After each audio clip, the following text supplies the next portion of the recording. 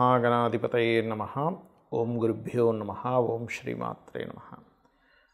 అరుణాం కరుణాతరంగితాక్షీం ధృతపాశాంకుశపుష్పబాణచాపాం అనిమాదిభిరావృతాం మయూకైః అహమిత్యేవ విభావయే భవానీం. శ్రీమాత్రే నమః.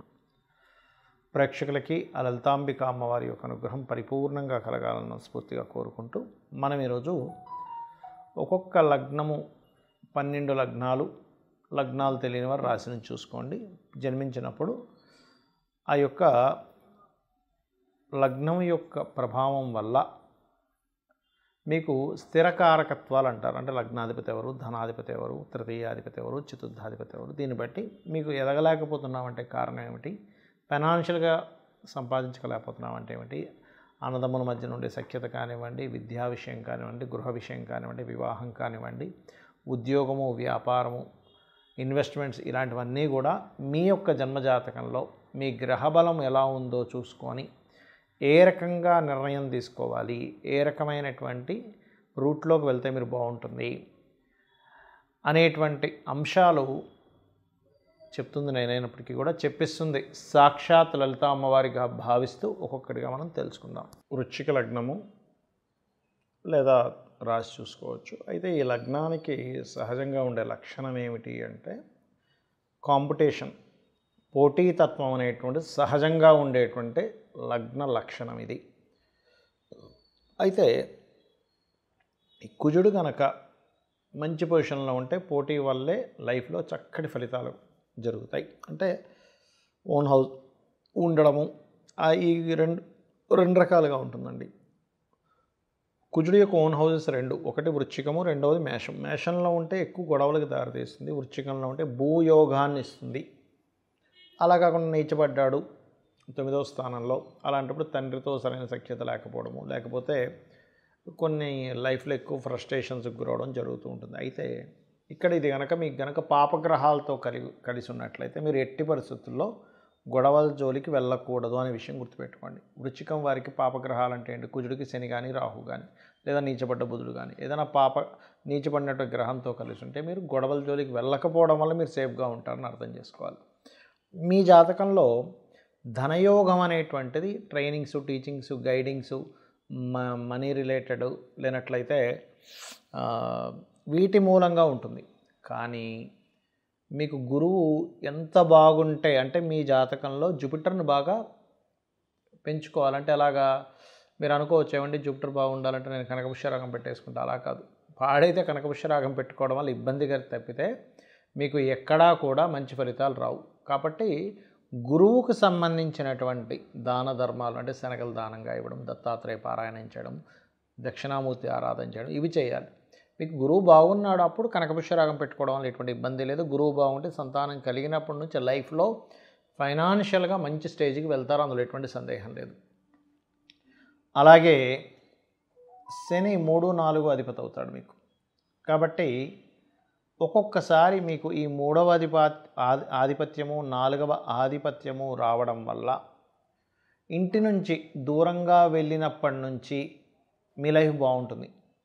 ఒకే దగ్గర ఉండకుండా ఒక్కోసారి కొన్ని ప్లేసెస్కి మారుతూ ఉంటారు కొంతమంది. అయితే ఇది డిపెండ్ ఆన్ వాళ్ళకి ఏదైనా విదేశీ ధనయోగం ఉందా, లేకపోతే గృహం వీళ్ళ పేరు మీద బాలేదు కాబట్టి వీళ్ళ పేరు మీద ఉండకపోతే బాగుంటుందా అని చాలా క్యాలిక్యులేషన్స్ ఉంటాయి, దాన్ని బట్టి చూసుకోవాలి. అయితే ఇక్కడ చాలామందికి నేను గృహం కొనుక్కోవచ్చా లేదా వృశ్చికం వారు అంటే నేను చెప్పేది ఒకటే, మీ 4వ అధిపతి కనుక బాగుంటే ఖచ్చితంగా మీ అంతటా మీరు స్వయం కృషితో కొనుక్కుంటారు, ఇంక అందులో డౌట్ లేదు. శని కనుక బాగుంటే, బాగోనప్పుడు ఏం చేయాలంటే మీరు కొనుక్కోకూడదని అర్థం కాదు, మీరు కొనుక్కునేటువంటి గృహము మీ పేరులో ఉండేటువంటి మొదటి అక్షరాన్ని బట్టి ఏ వర్గుకు సంబంధించినటువంటి పేరో మీరు తెలుసుకొని ఆ వర్గు సంబంధంగా ఏ డైరెక్షన్ పనికి వస్తుందో తెలుసుకొని తీసుకోవాలి. అలా కాకుండా అసలు బాగాలేదు అన్నప్పుడు మీ పేరుకి పనికొచ్చే తీసుకుంటూ మీ జీవిత భాగస్వామి పేరు మీద తీసుకోవచ్చు. అలాగే సంతానం మంచి అభివృద్ధి ఉంటుంది ఈ లగ్నంలో పుట్టినటువంటి వారికి. అయితే ఇది డిపెండ్ ఆన్ గురువు వల్ల ఉంటుంది. మరియు వివాహం తర్వాత విదేశీ యోగాలు ఎక్కువగా ఉంటాయి ఈ లగ్నంలో పుట్టినటువంటి వారికి. అలాగే వీళ్ళకి ఏంటంటే కొంచెం షేర్ మార్కెట్ మీద ఎక్కువ మక్కువ ఉంటుంది మీకు. ఈ షేర్ మార్కెట్ మీద ఉన్నటువంటి మక్కువ, ఎవరైనా సరే షేర్ మార్కెట్లోకి వెళ్ళి ధనం సంపాదించాలని వెళ్తారు కానీ ధనం పోగొట్టుకోవాలని వెళ్ళరు ఎవరు కూడా. కాకపోతే ఒక స్టేజ్కి వెళ్ళిపోయిన తర్వాత అన్నీ పోతూ ఉంటే నేను అందులోంచే సంపాదించుకోవాలని వెళ్ళి కొంతమంది సంపాదించిన వాళ్ళు ఉంటారు. 90% ఆఫ్ పీపుల్ ఫెయిల్ అయిపోయి ఇంకా పోగొట్టుకున్న వాళ్ళే ఉంటారు.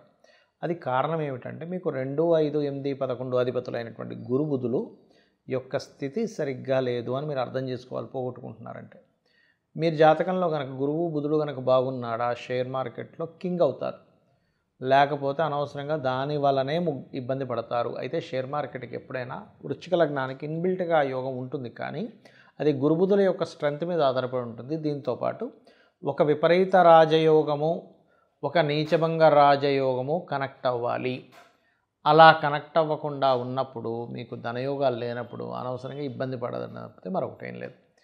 అలాగే మీరు ఎక్కడ అంటే మీ జాతకంలో 10వ అధిపతి రవి అయినందుకు ఏ రంగంలో వెళ్ళినా మీరు కొంచెం ఒక స్టేజ్కి వెళ్ళేటువంటి యోగం ఉంది మీకు, అందులో ఎటువంటి సందేహం లేదు. అలాగే మరొక విషయం ఏంటంటే ఇక్కడ మీ యొక్క జాతక చక్రంలో అంటే మీ యొక్క వృశ్చిక లగ్నానికి ప్రధానంగా కనుక చూసుకున్నట్లయితే మీ చార్ట్లో ఒకటే గుర్తుపెట్టుకోవాలంటే మీ లగ్నానికి మీరు ధనపరంగా ఎదగాలి అంటే దత్తాత్రేయుడిని, లైఫ్లో మీరు ఎదగలేకపోతున్నారంటే ఎక్కడో కుజుడు పాడేయాడు అందుకే గొడవల్లో ఇరుక్కుంటున్నానని, అలాగే షేర్ మార్కెట్లో అధిగమించట్లేకపోతే అంటే షేర్ మార్కెట్లోకి వెళ్ళి ఇరుక్కుపోతున్నా అంటే గురుబుధులు బాలేరని దాని స్ట్రెంత్ పెంచుకోవడము, ఇలా గనక చేస్తూ ఉన్నట్లయితే ఖచ్చితంగా మీరు ఆరోగ్యపరమైనటువంటి విషయాల్లో అని అంటే ఎందుకంటే రవి దశమాధిపతి అయ్యాడు కాబట్టి ఒక managing related, government related, sun బాగున్నాడు అనుకోండి మీరు ఖచ్చితంగా మీరు ఏదైతే ఈ గవర్నమెంట్ రిలేటెడ్ సంబంధించిన వాటికి అయితే ఇక్కడ సన్కి ధనాధిపతికి సంబంధాలు రావాలి. అప్పుడు ఖచ్చితంగా మీరు గవర్నమెంట్ రిలేటెడ్, గవర్నమెంట్ అండర్టేకింగ్, గవర్నమెంట్కి సంబంధించిన వాటిల్లోకి ధనయోగం రావడం, ఎవరికైనా ఏదైనా నేర్పించడం ద్వారా టీచింగ్స్ ట్రైనింగ్స్ వల్ల ధనయోగం అనేటువంటిది వస్తుంది. అయితే ఇక్కడ చాలామందికి ఏంటంటే మేము ఎన్నో పూజలు చేస్తున్నామండి, జాతకంలో ఈ గ్రహం బాలేదన్నారు, పలానా దేవతామూర్తి దగ్గరికి వెళ్ళాం, పలానా ఇంట్లో పలానా పూజ సంబంధించి చేసుకుంటున్నాము, ఇవన్నీ చెప్తూ ఉంటారు. కానీ ఇక్కడ మనం అర్థం చేసుకోవాల్సిన విషయం ఏంటంటే పూజ తల్లి యొక్క ప్రేమ, వాత్సల్యము, అనురాగం ఇవన్నీ కూడా బాహ్యంగా చేసేవి కాదు, బాహ్యంగా చూపించేవి కాదు, మనసుతో చూపించేవి. ముఖ్యంగా ఆ పూజ అనేటువంటిది ఏదైతే ఉందో మీరు మానసికంగా ఎప్పుడైతే చేస్తారో అంటే బాహ్య పూజలు చేయొద్దని కదా నా ఉద్దేశం, మనసు దానికి కనెక్ట్ అవ్వాలి. మనసు ఎప్పుడైతే కనెక్ట్ అవ్వటం లేదో మీరు చేసేటువంటి పూజలో దేవతా సంబంధించినటువంటిది కనెక్ట్ అవ్వట్లేదని ఒక క్లారిటీ మీరు పెంచుకోవాలి. అలా మీరు కనుక మనసుని పెట్టి కనుక మీరు పూజ చేయగలిగితే, ఇప్పుడు మనం గ్రహం పలానాది బాలేదు, ధనాధిపతి బాలేడు, అందుకే ధన సంబంధించిన ఇబ్బంది వస్తుంది అన్నప్పుడు మీరు మనసు పెట్టి కనుక ఓం సంపత్కరీ సమారూఢ సింధుర వ్రజ సేవితాయే నమః అని చదివారనుకోండి, 100% ఆ మంత్రం పనిచేస్తుంది. మనసుతో ఇప్పుడు గోశాలకు వెళ్ళారు, ఫైనాన్షియల్గా బాగా ఉండాలి అని అనుకుంటున్నాం, అప్పుడు ఏం చెప్తారు రెమెడీ? తీపి చపాతీలు అంటారు. అంటే ఏమిటి? నూనె వేయకుండా ఒక 3 చపాతీలు తీసుకొని దానికి తేనెను పూసి చిన్న చిన్న ముక్కలు చేసి ఓం సంపత్కరీ సమారూఢ సింధుర వ్రజ సేవితాయ నమః అని కానీ, లేదా ఓం ధర్మాధ్యక్ష ధనాధ్యక్ష ధనధాన్య వివర్ధనీయ నమః అని కానీ పెడుతూ ఉన్నట్లయితే ఖచ్చితంగా అంటే ఇక్కడ ఏంటి మనసు కనెక్ట్ అవ్వాలి. ఏదో వచ్చాము హడావిడిగా వెళ్ళిపోవాలి, ఇప్పుడు తొందరగా గోశాలలో ఇది పెట్టేసి వెళ్ళిపోదాం, అలా కాదు. ఇప్పుడు మీరు ఎందుకంటే మీరు ఒక ఇంటికి వెళ్ళారు అతిథిగా, వాళ్ళు రిసీవింగ్ బాగుంటూ వాళ్ళు చక్కగా మాట్లాడి వాళ్ళు చక్కగా అన్నీ చేసుకుని ఉంటే ఎలా ఉంటుందండి వాళ్ళ లైఫ్, మీకు చాలా హ్యాపీగా అనిపిస్తుంది. అలా కాకుండా వాళ్ళు మిమ్మల్ని పట్టించుకోనట్టుగా ఏదో మీరు వచ్చారు ఎప్పుడు వెళ్ళిపోతారు అన్నట్టుగా చూస్తూ ఉంటే ఎలా ఉంటుంది, మీకు ఆ ఇంటికి వెళ్ళబుద్ధి కాదు. అలాగే సేమ్ యాజ్ ఇట్ ఈజ్ మీకేంటంటే ఎప్పుడైనా ఒకటే గుర్తుపెట్టుకోండి, మనసు సంబంధం లేకుండా చేసే పూజలు, భక్తికి సంబంధం లేకుండా అందులో మీరు రమించకుండా ఆ మంత్రంలో అది మీకు ఫలించదు. అదేదో బాహ్యంగా ఏదో కూర్చున్నారు ఒక మంత్రం అనుకుంటున్నారు కానీ దాని ఫలితం అంతవరకే ఉంటుంది, పూర్తి స్థాయి ఫలితం రాదు. అలాగే మరి కొంతమందికి జాతకం ఉండదు కానీ వాళ్ళకుండే ప్రాబ్లమ్ని బట్టి వాళ్ళకి ఫలానా గ్రహం పాడైందని మీరు అర్థం చేసుకోవాలంటే అలాగా వివాహం అవ్వట్లేదు, ఓకే శుక్రుడు పాడయ్యాడు లేదా సప్తమ స్థానం పాడైందనేటువంటిది మీకు అర్థమవ్వాలి. అర్థమయ్యి మీరు వివాహ సంబంధించిన విషయాలు లోకంలో జరుగుతున్న వాటికి మీరు ఏదైనా హెల్ప్ చేయగలగాలి. అప్పుడు ప్రకృతి మనకి ఇస్తుంది ఆ యొక్క యోగాన్ని.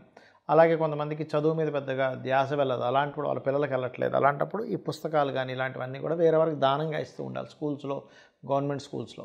ఇదేంటంటే ప్రకృతి సంబంధంగా మనం ఏదైతే ఇబ్బంది పడుతున్నామో ప్రకృతిలో మిగతా వారికి మనం సహాయం చేయడం ద్వారా కర్మని తొలగించుకొని దాన్ని మనం పొందగలుగుతాం, ఇది అర్థం చేసుకోవాలి. అలాగే గృహయోగం అయితే అలాని గృహం దానం ఇవ్వడం అని కాదు అక్కడ.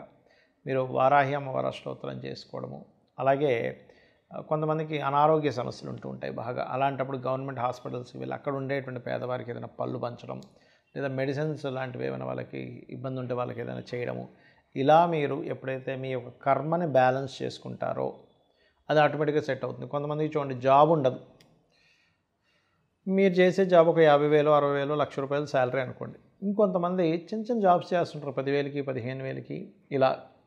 అప్పుడు మీకు ఆ స్కోప్ తెలుస్తుంది, పలానా షాప్లో పలానా జాబ్ రెడీగా ఉంది. మీకు తెలిసిన ఒక వ్యక్తి ఆ జాబ్ కోసం వెతుకుతున్నాడు, పెద్దగా చదువుకోలేదు, ఓ 15,000 జాబ్కైనా సెట్ అవుతానంటున్నాడు. అలాంటప్పుడు మీరు ఆ వ్యక్తికి ఏమంటే పలానా దగ్గర ఉందని ఒక చిన్న మాట సహాయం కనుక మీరు చేయగలిగితే, మీకు ప్రకృతి ఏం చేస్తుందంటే మీరు ఇంకొకరి నుంచి పొందేలా చేస్తుంది. అంటే మనం ఏదైతే ఇస్తామో ప్రకృతికి అది మనకిస్తుంది. ఇది ప్రధానంగా గుర్తుపెట్టుకోండి. మనం ఏది ఇస్తామో అది మనం పొందుతాము. అలాగే మరి ఈ దేవతా సంబంధించింది ఎలా పొందుతాము అంటే, మనకి శాస్త్రం ఏం చెప్తుందంటే, మీరు గంధం పంచోపచారాల్లో గంధాన్ని మీరు సమర్పిస్తారు. భూతత్వ సంబంధించినటువంటి ఎనర్జీస్ మనకు వస్తాయి ఈశ్వరుడికి సమర్పించినప్పుడు. వాయు సంబంధించినవి, ఆకాశ సంబంధించినవి అంటే పుష్పాలు సమర్పించడం ద్వారా ఆకాశము, ధూపం వల్ల వాయు సంబంధించిన, దీపం వల్ల అగ్ని సంబంధించిన, నైవేద్యం వల్ల ఒక్కొక్క దానికి ఒక్కొక్క ఆకాశతత్వము, జలతత్వము, భూతత్వము, ఈ రకంగా మనకి అభిషేకం వల్ల జల సంబంధించినటువంటి అంటే ఈ పంచభూతాల యొక్క ఎనర్జీస్ ఏవైతే ఉన్నాయో మనకి సకాలంలో చక్కగా మీకు అందడం జరుగుతుంది. శ్రీమాత్రే నమః.